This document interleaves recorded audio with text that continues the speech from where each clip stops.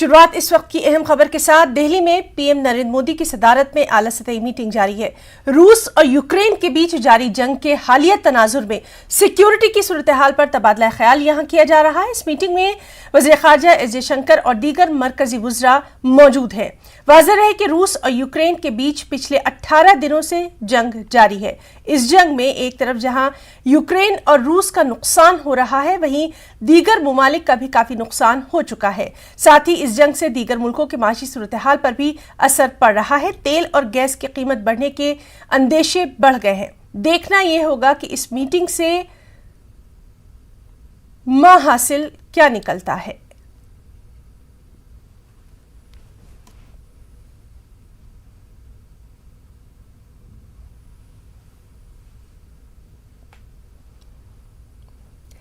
महाराष्ट्र के साबिक वज़ीर आला और मौजूदा अपोजिशन लीडर देवेंद्र फडणवीस की मुश्किलें बढ़ती ही जा रही हैं।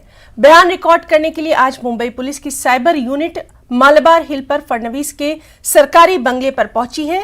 साइबर महकमे के assistant police commissioner Nitin Jadhav Devendra Fadnavis के सागर बंगले पहुंचे। वाज़ेह रहे कि यह मामला 1 साल पुराना है, जब मार्च 2021 में फडणवीस ने एक प्रेस कॉन्फ्रेंस के दौरान महकमा पुलिस की ट्रांसफर पोस्टिंग पर सवालात उठाए थे। इल्जाम है कि ठीक उसी दिन फडणवीस ने मरकजी हुकूमत के दाखिला सेक्रेटरी से मुलाकात की थी और पुलिस ट्रांसफर के हवाले से कुछ राज भरे दस्तावेजात दाखिला सेक्रेटरी के हवाले किए थे। इसके बाद 2 दिन के अंदर मुंबई पुलिस ने देवेंद्र फडणवीस के खिलाफ सीक्रेसी एक्ट की खिलाफवर्जी का मुकदमा दर्ज किया।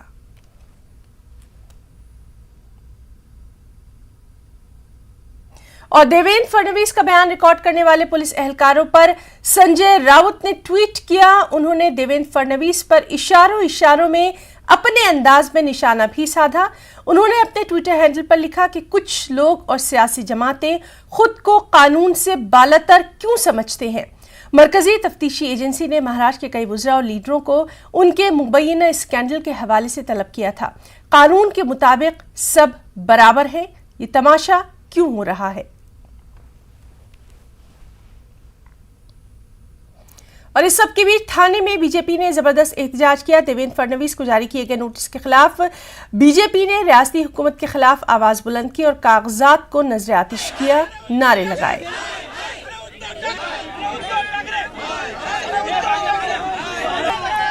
सीधे एक बार फिर से हम रुख करेंगे मुंबई का। हमारे साथ मौजूद हैं हमारे साथी सर्वेश तिवारी। सर्वेश, लगातार हम देख रहे हैं कि बीजेपी की तरफ से इस पूरे मामले पर एहतजाज किया जा रहा है, प्रोटेस्ट किया जा रहा है। इस सब के बीच संजय राउत ने भी निशाना साधा है। अभी आप जहां पर मौजूद हैं, किस तरह के वहां पर हालात?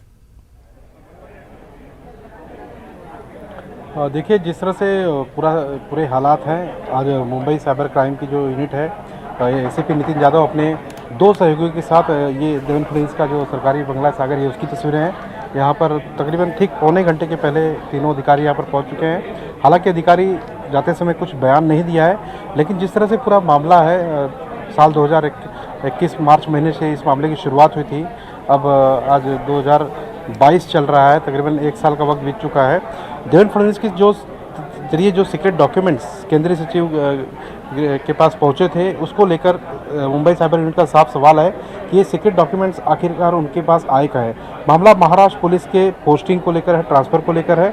जो इन्होंने डॉक्यूमेंट पेश दिए थे सेंट्रल अधिकारी के पास, उसमें किस तरह से पुलिस महकमे में तमाम बड़े पोस्ट से लेकर छोटे पोस्ट तक के अधिकारियों को तबादले के बदले पैसे लिए जाते हैं, रिश्वत लिए जाते हैं, उस बारे में कुछ जानकारियां थी। उनमें कई लोगों के नाम भी थे। इनके मुताबिक जो बातें कही गई थी, अब साइबर यूनिट का सवाल है कि ये सीक्रेट डॉक्यूमेंट इनके पास आए कैसे। महज उस सवाल को लेकर साइबर यूनिट इन्हें कई बार नोटिस भेज चुकी थी, लेकिन फडणवीस की तरफ से कोई जवाब नहीं दिया जा रहा था। हालांकि एक बार जरूर कहा गया कि वो जल्द इस मामले में जवाब देंगे, लेकिन उसके बाद भी जवाब नहीं दिया गया। महाराष्ट्र का सत्र शुरू है और जिस तरह से महाराष्ट्र की राजनीति के इस समय हालात हैं, नवाब मलिक इस समय जेल में हैं, अनिल देशमुख जेल में है, परमवीर सिंह की जिस तरह से धन उगाही मामले में पूछताछ की गई थी, इस मामले में भी फडणवीस सिंह से पूछताछ की गई थी। कहीं ना कहीं पूरा महाराष्ट्र का राजनीतिक जो समीकरण है इस समय एक दूसरे पर आरोप प्रत्यारोप के बीच जरूर गुजर रहा है। अब ये देखना होगा कि इस बयान को लेकर फडणवीस मुंबई साइबर क्राइम की यूनिट को क्या बयान देते हैं कि वो डॉक्यूमेंट के पास कहाँ से आए थे। हालांकि कुछ देर पहले हमसे बीजेपी के कुछ नेताओं ने बातचीत जरूर की। उनका साफ कहना था कि देवेंद्र फडणवीस का चरित्र जो है राजनीतिक स्तर पर साफ सुथरा है और वो साइबर यूनिट को पूरी तरह से सहयोग करेंगे जो भी सवाल होंगे। सर्वेश, आपसे जानना चाहेंगे कब तक ये पूछताछ चली, इसके बारे में कितना जानकारी?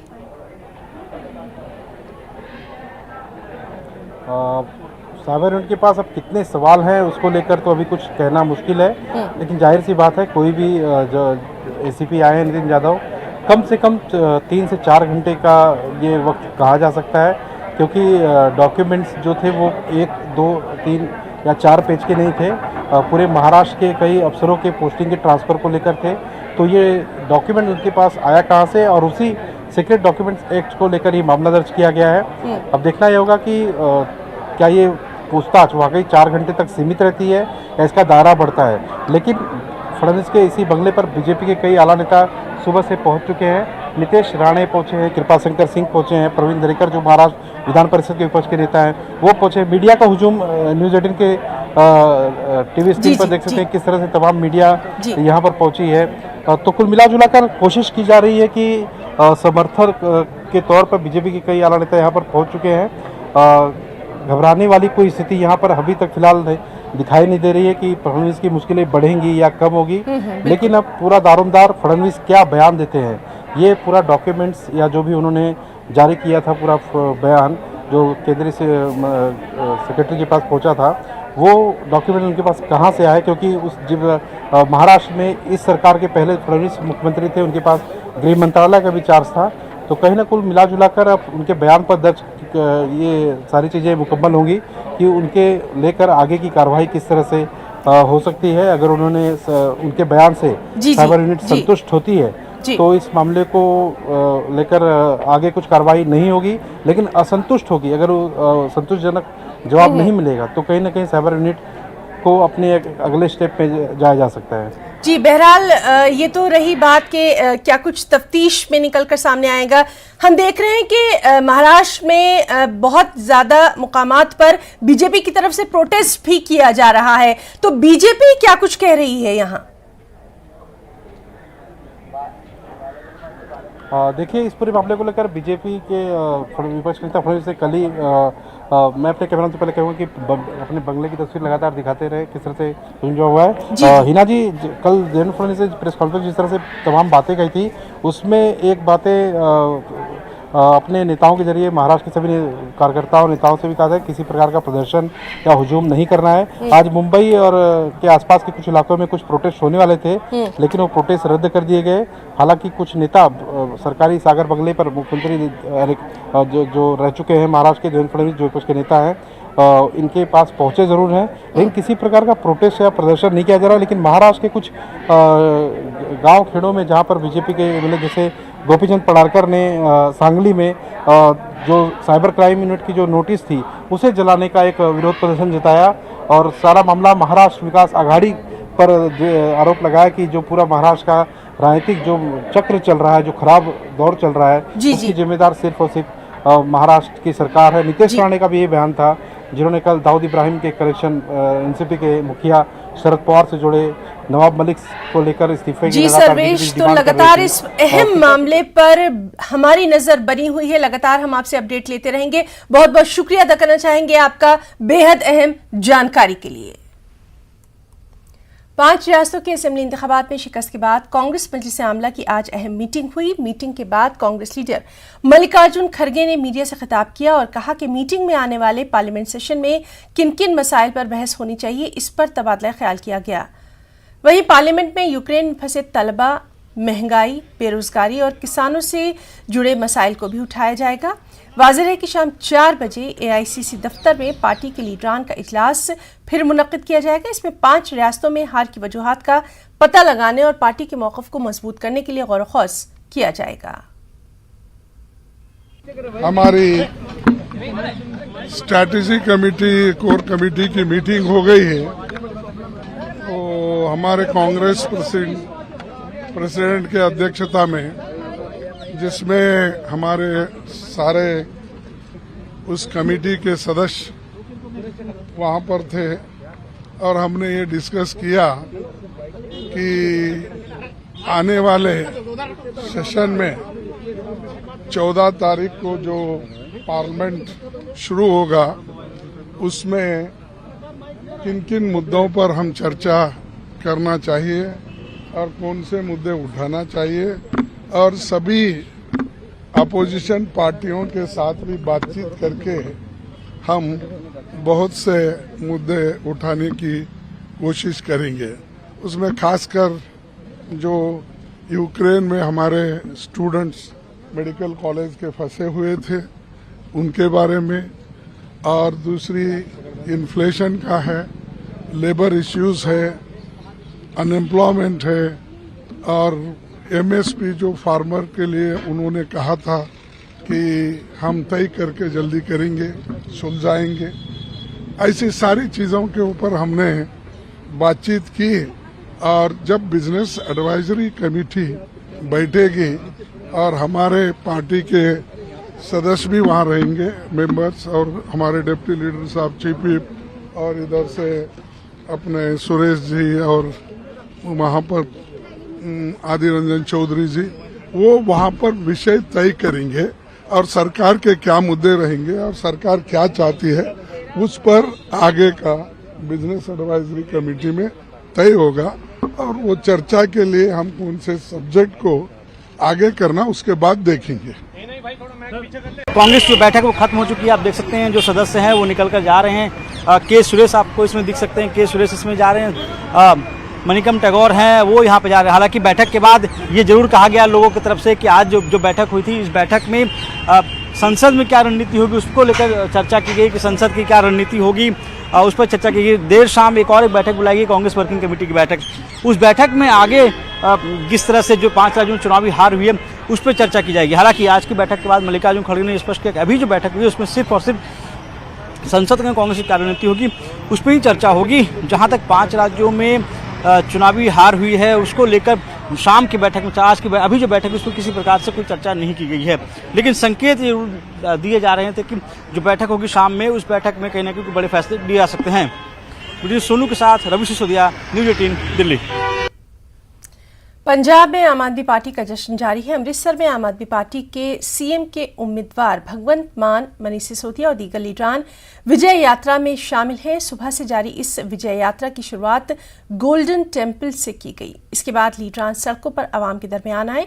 वाज़ेह है कि पंजाब में आम आदमी पार्टी को 92 सीटें हासिल हुई हैं, जबकि जीत के लिए सिर्फ 59 सीटें ही दरकार थी।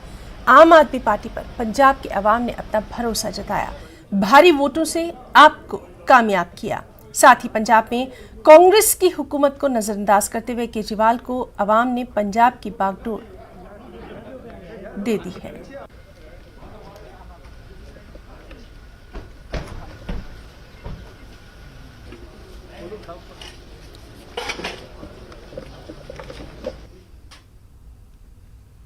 फिलहाल रुकना चाहेंगे छोटे से ब्रेक के लिए।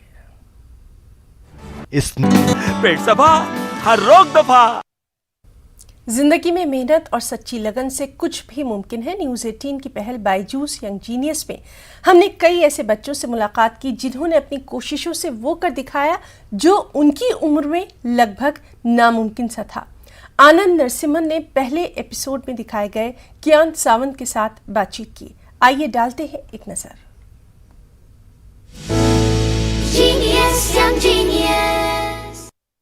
बायजूस यंग जीनियस सीजन 2 में हुनर का लेवल बढ़ गया।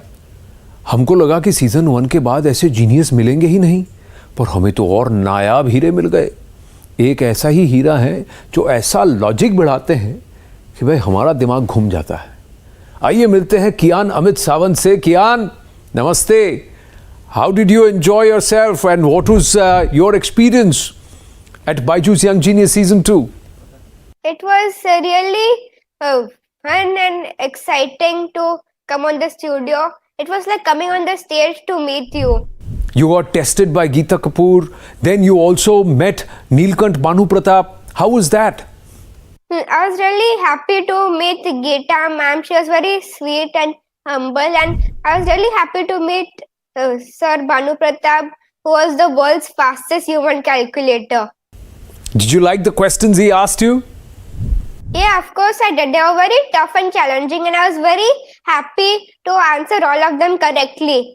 Okay, tell me something. Did you tell your friends that you've been part of Byju's Young Genius Season 2? Yeah, I told them about that I came on TV and they were very surprised and happy for me and they all wished me their congratulations. Fantastic. It's such a pleasure to speak with you again, Kian. Thank you so much. Wish you all the very, very best. Okay, thanks. Genius, young genius. Moradabad जिले को Samajwadi party का गढ़ माना जाता है। इस मर्तबा भी समाजवादी पार्टी ने मजबूती के साथ मुरादाबाद जिले की 6 सीटों में से 5 पर जीत हासिल की।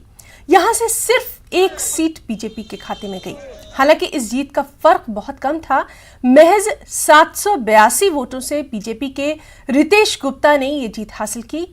रितेश गुप्ता ने मुरादाबाद शहर असेंबली हलके की ये सीट जीतकर बीजेपी का मुरादाबाद में क्लीन स्वीप होने से बचा लिया।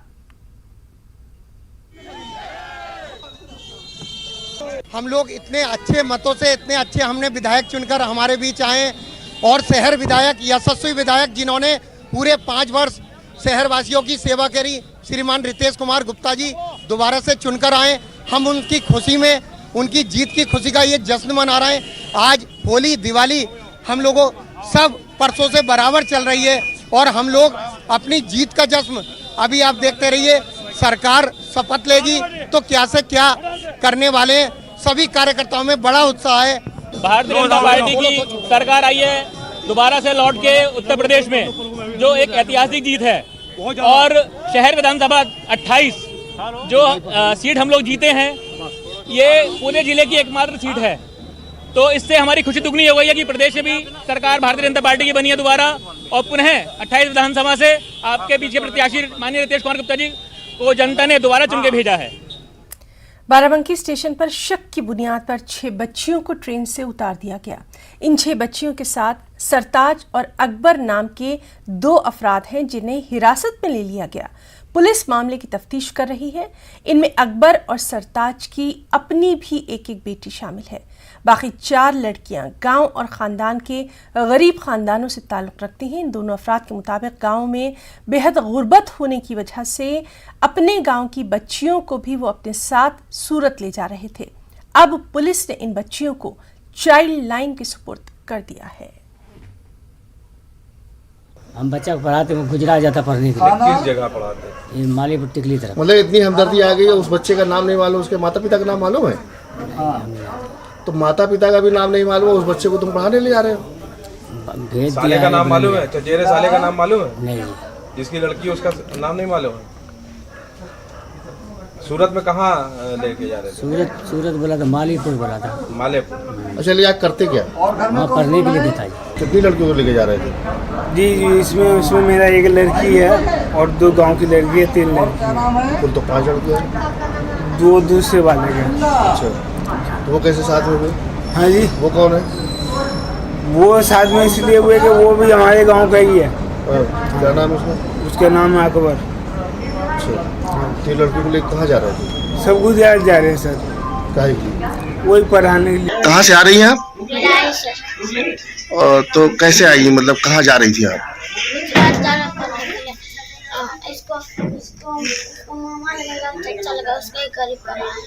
और ये जो आप साथ जा रही है कौन है? ये एक मेरा खालू अब्बा है, एक मेरा चाचा, एक हम लोग खालू। जीआरपी और आरपीएफ टीम और जो है चाइल्ड लाइन टीम के साथ हम लोग गए। गाड़ी 3 नंबर प्लेटफॉर्म पे आई। D1 चेक किया गया, जिसमें 6 बच्चियां मिली, जिनके साथ 2 एडल्ट थे। इन्हें उतारा गया। दोनों से पूछा गया कि बच्चियां के नाम क्या है, तो ये लोग बच्चियों के नाम नहीं बता पाए। उसमें से एक आदमी ने बताया कि एक मेरी लड़की है, जो सरताज है उसकी एक लड़की है। तो उस लड़की से भी पूछा, बताया कि हाँ हमारे पापा हैं। अन्य लड़कियों से पूछा गया तो उन्होंने बताया कि कुछ ने बताया कि हमारे मामू लगते हैं, हमारे चाचा लगते हैं। हमने कहा कि किस गांव के? बताया हमारे ही गांव के हैं। हम लोगों ने पूछा कहाँ जा रहे हो तुम लोग? बताइए हम पढ़ने जा रहे हैं। उन्होंने पूछा कहाँ जा रहे हो पढ़ने? बताइए हम सूरत जा रहे हैं पढ़ने के। एक गार्जियन से बात हुई तो उसने बताया कि हाँ हमने अपनी बच्ची को पढ़ने के लिए भेजा है। और बच्चियों से अलग अलग भी पूछा गया तो उन्होंने बताया कि हम पढ़ने जा रहे हैं। मारूफ आलिम दीन मौलाना मकसूद इमरान रशादी ने इन ख्यालात का इजहार किया। बेंगलुरु के गुलसितां शादी महल में मुनक़दा तकरीब में मौलाना ने कहा कि हिजाब पर्दे के सिलसिले में उलमा कराम में किसी भी तरह का इख्तलाफ नहीं है। इल्मा इंटरनेशनल स्कूल के नुमाइंदों ने कहा कि दीनी और दुनियावी तालीम को एक साथ फराहम करने के लिए साल 2011 में इदारा कायम किया गया। आज बड़ी तादाद में तलबा ज़ेवर तालीम से आरास्ता हो रहे हैं। बाद में हिजाब का मसला है। अब ये सतर के बारे में ही हमसे सवाल करते हैं कि क्या इस्लाम में ये जरूरी है सर ढांकना? जी हाँ, ये तो सतर में है और ये फर्ज है। इसमें किसी भी तरह का उलमा के दरमियान में, मुहद्दिसीन के दरमियान में, मुफस्सिरीन के दरमियान में इख्तिलाफ नहीं है। मैं मेरी माओं से, मेरे बहनों से, मेरी बेटियों से, मेरी बच्चियों से कहना चाहूँगा कि आप हिजाब जरूर इख्तियार करें। इसमें किसी तरह की कोई रियायत बरतने की जरूरत नहीं है। आप दुनिया को बता दें कि ये हमारी खूबसूरती है। जहाँ पर हमारा जो इदारा है, हम लोग ये सोचकर शुरू करें कि हम लोगों की अपनी कमेटी को, हमारी उम्मत को फ़ायदा हो जाए इससे। और साथ में बेंगलुरु साउथ में जो फर्स्ट इदारा जो है हमारा, जो दीनियात के साथ शुरू करें। दीनियात का मकसद हम लोग इसके अंदर ये लेके, असरी तालीम तो है ही है, असरी तालीम तो है हमारे इस इदारे में, तो साथ में दीनियात लाने का मकसद ये है कि बच्चों के अंदर अखलाक आ जाए, दीनी माहौल आ जाए। अगर अखलाक नहीं है, डिसिप्लिन नहीं है, दीन की समझ नहीं है तो इल्म बेकार है। आज के दौर में दीनी इल्म और अखलाक डिसिप्लिन होना बहुत ज़रूरी है। बहुत सख्त ज़रूरत है जो है ना उम्मत की है ना खिदमत करने का। अल्लाह ताला हमने एक मौका दिया कि है ना खिदमत करने का। इस इदारे को हमने कायम किया ताकि है ना 2011 में हमने शुरू किया। इसमें पहले फर्स्ट ईयर में है ना तकरीबन है ना 350 एडमिशन है ना अचीवमेंट किए थे हम लोग, और बहुत अच्छी तरह से है ना हम लोग है ना बहुत काम किए इसमें। और अल्हम्दुलिल्लाह फर्स्ट इनिशियल से है ना हम किंडरगार्टन से है ना 5th स्टैंडर्ड तक शुरू करिए, बाद में है ना फिर 1-2 साल के बाद फिर है ना हाई स्कूल को है ना 10th स्टैंडर्ड तक है ना लेकर गए इस इदारे को। अल्हम्दुलिल्लाह आज तकरीबन हमारे पास है ना 750 बच्चे हैं। The skill of the students not as a language, and moreover the last past percentage of SSLC student is 98%, and the top scorer name is Mohammadi Meera Azra. The school runs mainly on the holistic development because in our area there is no Diniyat school. This is the first school in our area which started with the Diniyat Hope. So most of the parents, those who are staying nearby, they wanted their students to study the Diniyat